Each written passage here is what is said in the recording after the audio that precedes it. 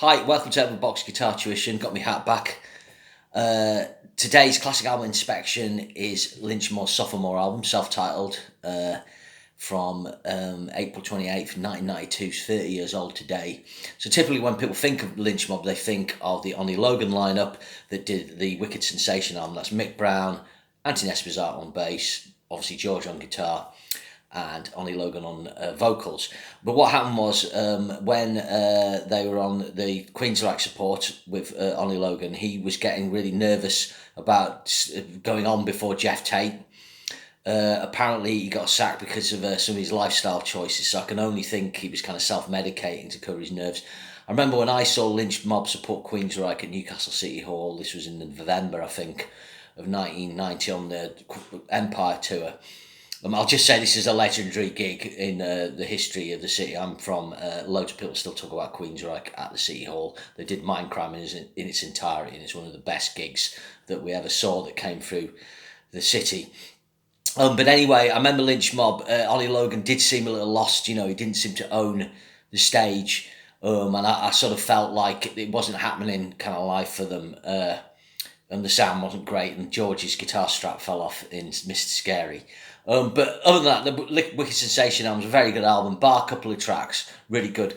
So this one's always been in the shadow. They got Robert Mason in. Basically, Mason kind of got in touch with them and said, look, I think I'm the guy for the job. He flew himself out and lobbied. Robert Mason was the original singer in Skid Row. I've got to say, I think he's a better singer than Ollie Logan. I think Ollie Logan gives Lynch Mob a kind of bluesier tinge, which is probably better and probably more what they were going for. But in terms of kind of pipes and technique, Mason's pretty awesome. But he's kind of more of a typical great hair metal voice. I mean, he's better than Sebastian Bach, I think. So the other difference in this album is only 10 tracks on it. It's about 47 minutes long. This is produced by Keith Olsen at Goodnight LA Studios. He does a really good job, Keith Olsen. It's got really punchy drums, but it's not too bombastic. The guitars are crunching. Balance on instruments is really good. Apart from Lynch's guitar solos are too quiet, but it was going that way with the Wicked Sensation. It's kind of weird. Bath the attack guitar solos a bit too loud, maybe. Not that's a bad thing, but I don't know why they're kind of mixing down. But obviously up for that radio style mix.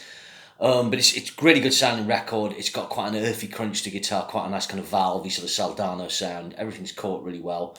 If there's a difference between this album and Wicked Sensation, it probably lacks a definitive cut. I think with Wicked Sensation, people tend to know Wicked Sensation, maybe River of Love, because they were singles, I think. And then you've got tracks like All I Want or For a Million Years. This album doesn't really have anyone's track that stands out more than the other, but there's a consistency to it, in my opinion, anyway. So your first track's Jungle of Love. This is 3 minutes 48. So this is your typical sort of cock rock lyric. Let me sing between the things that you've been swinging. Okay, but it's really good. And instantly what you hear is the groove, like the groove on Mick Brown and Andy Esposito is really good. George has got a great pocket on the rhythm playing. The sound's really good production. And Mason fits like a glove. It's almost pretty effortless when he sings, Mason. And he's got quite a lot of kind of raspy soul to his voice that I like. Then you got Tangle in the Web, which is 4:39. So this was a kind of minor, I think it got a video and got played a bit. I should just say this album made number 56 in the US charts. The previous one had made number 46, I think. So there was a little slide back there. So this is kind of a bit Aerosmith. It's got like brass on it, so it's kind of mimicking the extreme Aerosmith thing, which I don't mind. I find it a bit intrusive, but it's got a cool Lynch sort of semi-distorted riff, and he almost has a horn-like tone on the solo, quite unusual. The solo's kind of almost straining at the leash. It's almost like really compressed and trying to break out, but it doesn't. It's almost like it's deliberate, so it's pretty cool. Next track's a kind of up-tempo DC-style rocker called No Good. How long's that one? Checking the CD. 4:16. Which I think's it's a really cool track. This really catchy. It's got great, again, a really nice guitar sound from George. The start actually has it backed off the volume, and then he on the D5 with the A in the bass, he rolls in the volume and you hear like the sort of the crescendo and the power of the guitars. It's very good. I'll just show you. And the other thing on this is, on the back you've got like a proper logo for Lynch Mob, but that's the front cover, which I don't think's a great front cover. Obviously, Wicked Sensation had really cool artwork. Then you got Dream Until Tomorrow. This is the sort of ballady track on the album, but it's not your typical power ballad. It's kind of a little more mid-tempo.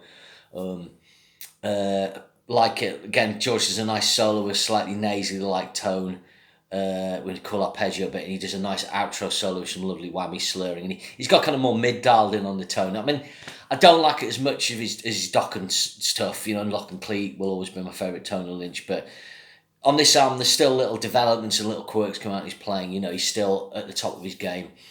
And then side one of the original vinyl, which I had, which I don't anymore, shouldn't have sold that, It's Cold as the Heart. This has got a nice sort of drone type riff on the high E and B, I'm guessing.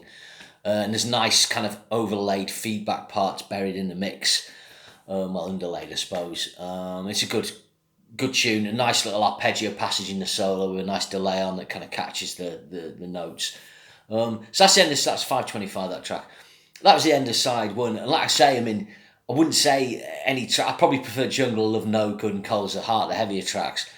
But I would say not one of those tracks that stands out as being infinitely better. And it's not like, oh, that's, you know, like a classic-y kind of cuts, like, you know, For a Million Years of Street Fighting Man. So side two opens with a Tie Your Mother Down cover. So this is done in tribute to Freddie Mercury. Just moving my camera a bit again. So Fanny Mercury died the year before, and it's a good cover. I mean, it doesn't. It just basically does a straight ahead cover. The only difference being George lets rip in the solo with a cool neoclassical. When the change modulates to E, he does the Yngwie thing and plays the Phrygian dominant type mode. He's using a diminished 7 arpeggio, and it actually works really well. The vocals really good by Mason. He does it justice and compares well to what the kind of thing Freddie Mercury would do. So normally with these cover like for like sort of cover versions, normally I'm not keen on them, but this is a good one. In actual fact, I can't remember a sort of Queen cover on an album up until this point. Next up's Heaven Is Waiting. This might be my favourite track, actually. This might be the kind of standout one. So it's a kind of poppy metal track, hard rock. Uses kind of D pedal tone with G and B string, thirds and fourths, that type of riff. Got some single note stuff as well, I think. Really like Mason's vocal on this. There's some really good harmonies on the verses. Great chorus, really fantastic chorus on this with really cool harmonies. I think maybe one of George's best solos on this. He does some lovely arpeggios and does some lovely melodic Lynch type stuff. Probably using a bit of Mixolydian flat 6, which he likes to use. And then it's got a really good end section where it's just rolling the chorus but with like big harmonies. It's a really good track. And then you got I Want It, which this is kind of like the mirror to No Good. So on side 1, No Good was track 3. On side 2, the third track, track 8, is I Want It. This is a kind of rocker. Again, cool song, sort of cool hard rock riff. Got great solo on this, and at the end of the solo it breaks down to kind of clean backing, and Lynch plays some lovely stuff. He catches some lovely vibrato and lovely tone. You can hear he's kind of really in the moment there. And then the album finishes on 2 tracks that are kind of more epic. There's When Darkness Calls, which has got a cool kind of clean effect at the start, quite atmospheric. Very good vocal by Mason, top harmonies. Has a lengthy outro solo for about 2 minutes. Lynch doing lots of whammies, kind of getting out there a bit. And then the final track's The Secret. This used to kind of pass me by, but it was kind of like the odd last track, but I really like it. It's quite dark, quite heavy. The lyrics are slightly different compared to the other ones on the album. This is, what would I mark out of 10? It's easily an 8 out of 10, probably 8.5. I suppose Wicked Sensations kind of top tipping an 8.5, 9.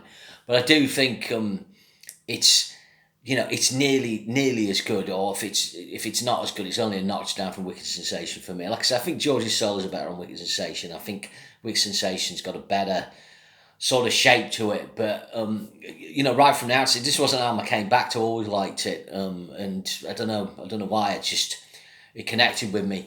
Obviously, it came out at a time where this is the last death knell of these type of albums. So 92, you've got this. A band like Warrant's releasing Dog Eat Dog.